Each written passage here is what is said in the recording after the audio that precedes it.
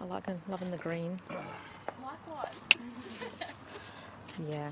Yeah, Mr. Memo Christmas tree. I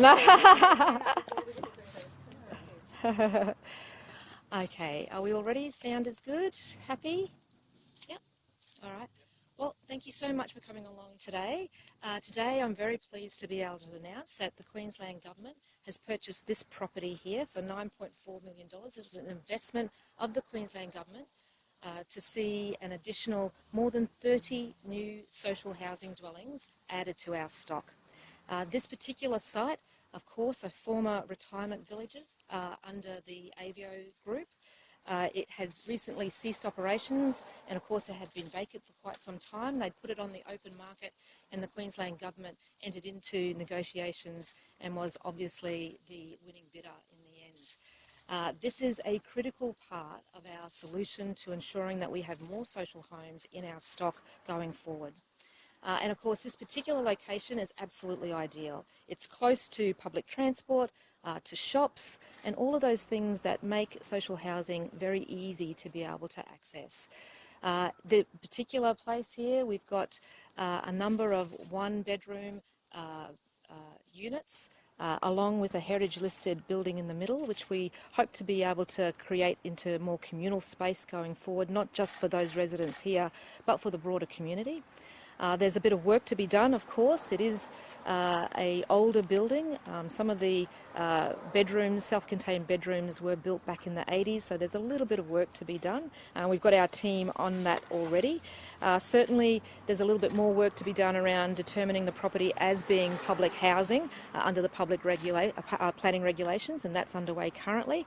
There are some upgrade works, as I've already mentioned, that will take a little bit of time. And of course we'll be finalising the operational model for the site and procuring community housing providers and of course those support services for those that will be living here. So all that procurement will take place over the next weeks and months. So this is a great win for the Queensland Government and for Queenslanders. And when you think about some of the outcomes from our recent housing summit, it was called upon us to be more innovative in the way that we purchase properties, the way we build properties, and this is a great example of that.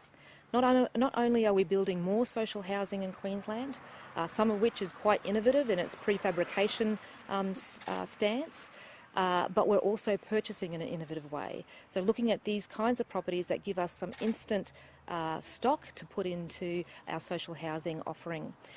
So really looking forward to be able to open this up to residents who may be interested, particularly those households who may already be in social housing but in larger dwellings. So that downsizing opportunity that comes with a property like this. So I know I've met many, particularly older women, who have been in social housing dwellings, the same social housing dwelling for 17, 20, 30 years, have raised their families there and of course now by themselves living in a 3 or sometimes 4-bedroom property.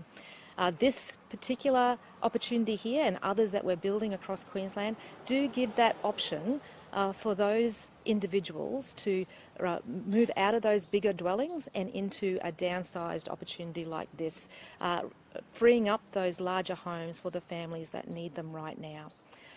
So as I said, great outcome today, and of course we continue to look for innovative ways to be able to add stock to our system in a really operational way, in a workable way. But happy to take questions. When do we expect the first residents to move in?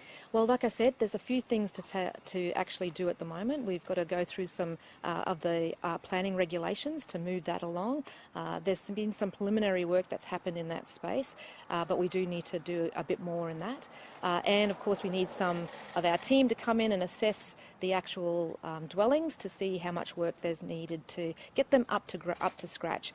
Keeping in mind that when these buildings that we see to my left were built, it was in the 80s, and they're going to need a little bit of upgrading with regards to the kinds of regulations we have now with regards to accessibility. So some places, some of these don't have ramps that can be accessible, etc., and we need to make sure that that's all in place. So it might take a couple of months to do that. But of course the team are working really hard to move as quickly as possible to get these onto the market, if you like, and be able to support people who are ready to be able to take on these tenancies. One of the actions from the Housing Summit was an audit of sorts, sorry for the term, an audit of sort of available land and stock. Is this part of that? Well, certainly that is ongoing, and we're looking right across all government agencies, and of course we're talking to local councils as well with regards to that, to look at every available option, workable option, to be able to release land and to access ready stock. This is one of those examples that the team has been working on for quite some time, and it reflects those kinds of conversations that we saw at the Housing Summit. One of the other good examples of that is the work that we've been doing with Gympie Regional Council. So they were able to identify a parcel of land that they had available to be able to support people who had been impacted by those floods at the beginning of last year.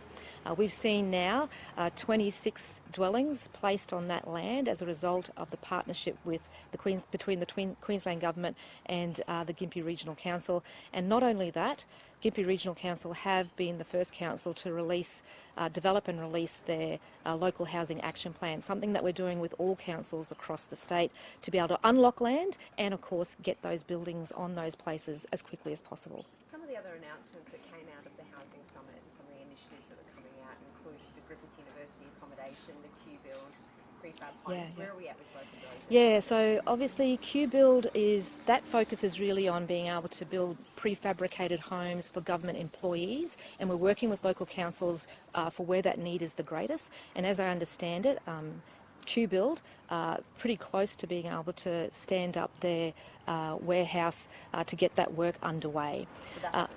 You have to ask the appropriate minister, but my understanding is that that is underway now, which I think is really great. We need to be moving as quickly as possible, and that's really to look at government employee housing, to prefab, get that happening, particularly in regional Queensland, so that we can release and unlock some of those private rental options for the market. The second one that you asked about with regards to Griffith University, so we've been working with community housing providers and support services to get the right model, and there's still some work happening there at Griffith University to get that ready and safe for people to be able to utilise. As you might appreciate it, it was quite old student accommodation with some shared amenities and stuff like that, and we want to get it into a position where it can be utilised in a safe way to house people and to get the right supports around them.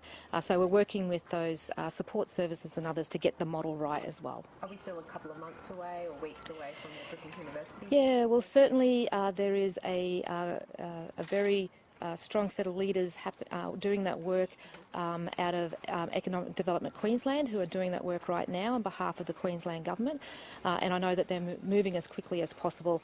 From my department, we're of course working with support services to get that model right, so that when that building is ready to go, we'll be able to get people in there and of course get those supports around them as you'd expect. Should we expect more acquisitions like this and transformation?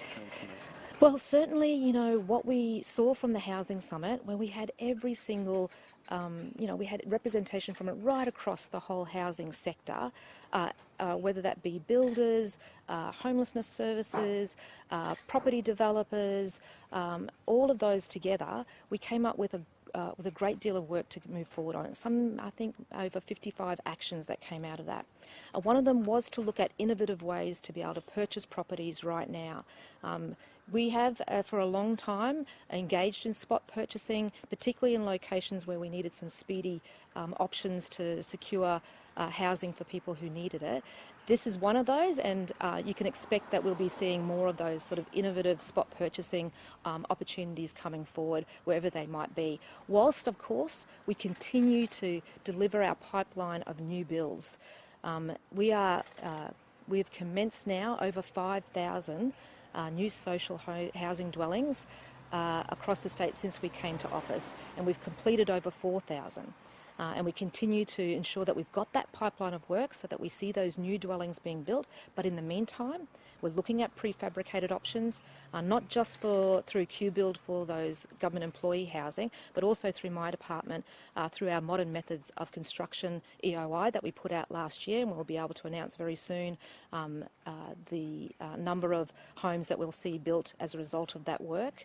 And of course, ensuring that we're looking at these spot purchase opportunities. So building, spot purchasing, and of course on top of that, head leasing where we can to get more of that stock into the system. What particular factors made this property so ideal? Yeah, well, obviously the way that it's been set up gives you a great community kind of feel to it. There is obviously access to shops and to public transport, which is a very important part of our decision making about where we secure or build social housing, because not everybody who's in social housing has access to a private vehicle, so you do want to be able to have that access to public transport. And as you can see, the bus stop is literally right outside this particular complex. So that's a very important part of it all. But also knowing that a large proportion of the tenants that we see in social housing have very complex needs. And so this particular set of facilities here really enables us to be able to address those complex needs, whether that be through specific support services or the actual building itself. Another action that came out of the Housing Summit was the Granny Flat initiative, which was very welcomed. Yeah. Do we have any figures on how many people from the social housing list are now in granny flats? I would never have that information because that's not something that we would capture. Certainly our social housing register, people will let us know if they are in secure accommodation.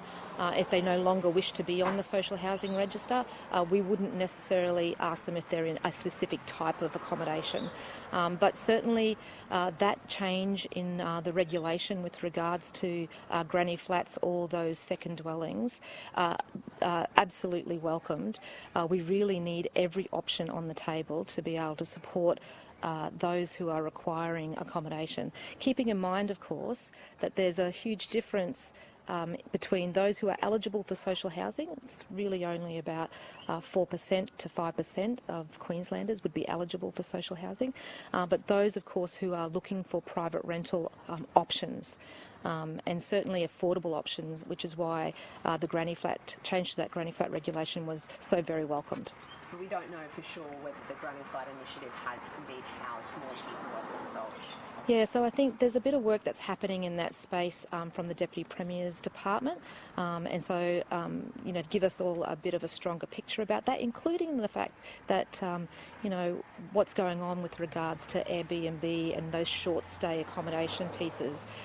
We've really tried to incentivise as much as we possibly can for those private investors, those who might have a second, might have a holiday home or an investment property that they've put onto short stay, to come to the Queensland Government, offer those properties for that security over a 2-year period where we can lock in your rental income as a result of your partnership with the Queensland Government, and we can secure those properties for people who might be in need. So we're looking at all of those incentives to support every option possible to get more stock into our system.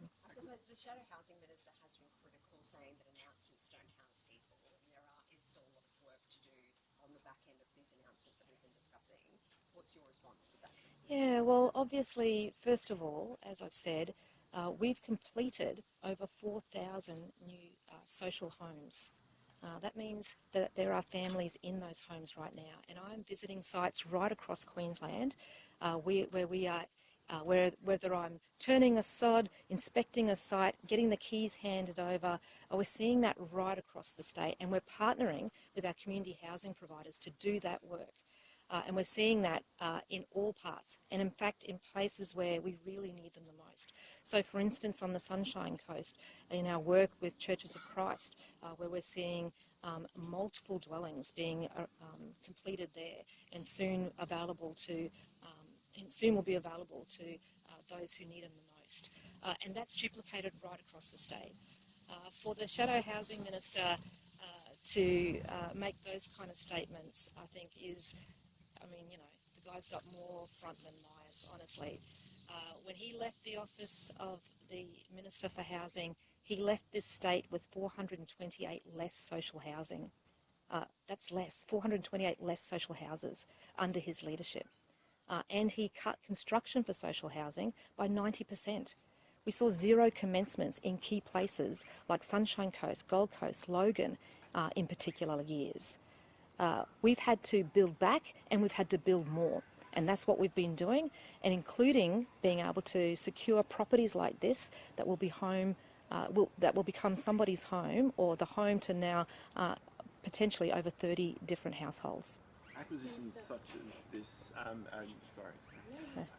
obviously have the benefit of speed of delivery, but are you concerned by some delays that you're seeing in Griffith being applying here and at other places? Yeah, well, obviously Griffith was a great offer from the university. It came with its own issues, and of course that work has to be done. I don't want to put people into any old thing. That needs to be safe, and it needs to be a place where they can call home. And so that work has to be done regardless. So I really appreciate Griffith University coming forward with this offer, and of course the Queensland Government will make sure that they are safe places and livable places for people to be able to call home, and that work will need to be done. And of course this work here, once again, as I said, some of these buildings were built in the 80s. They don't have they're not up to regulation on some of these particular places, and we want to make sure that they're accessible and safe, and that when somebody moves in, they can move in for a period of time and feel secure in that. Does the Palaszczuk government condone bullying? Sorry? Does the Palaszczuk government condone bullying? Well, of course not. What are you aware, or what do you know of the ALP investigation into your colleague Jim Palaszczuk and allegations of workplace bullying against him? I'm not aware of that, and certainly it doesn't matter where you work, who you are, what job you might have, what title you might have. Bullying is just not acceptable, not in this day and age, and not ever.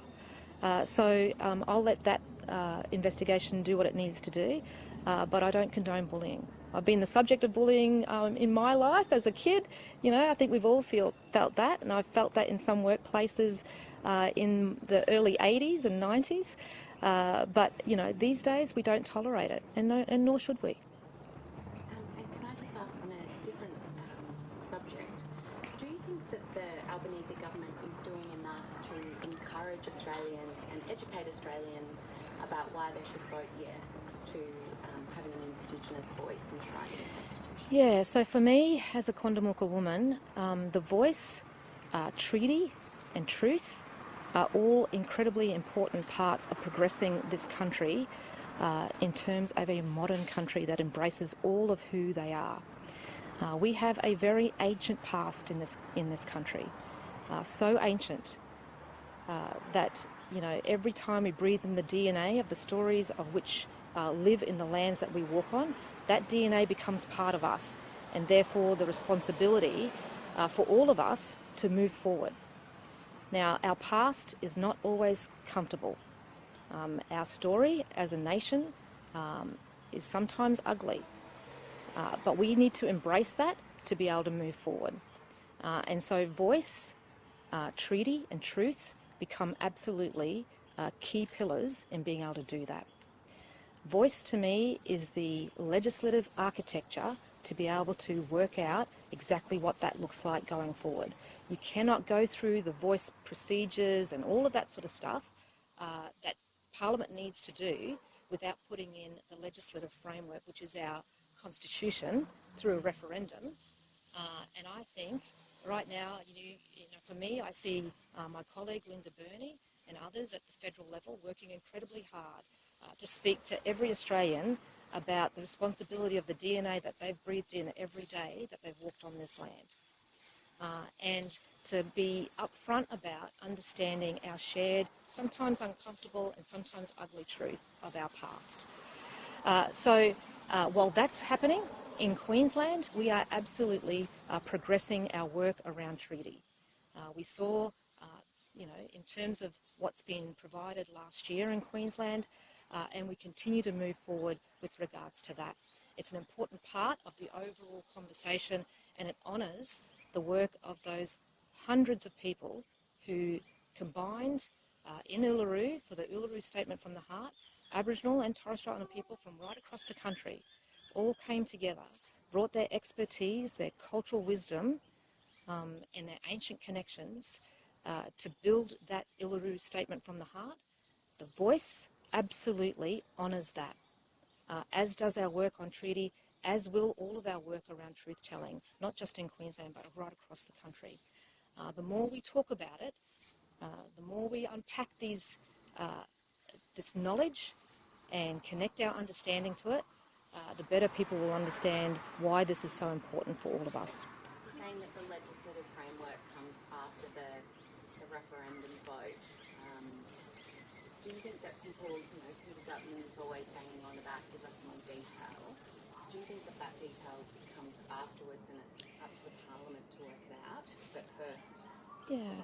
So obviously, in terms of the referendum, the detail is there's dozens of pages of detail around that, of what a referendum will look like, and why the Voice will be part of that. Of course, there'll be after that referendum has passed, there will be work that the Parliament will be responsible for, the committee systems and all of that will be required. And I encourage, those who are opposite to engage fully and with an open heart with regards to all of that.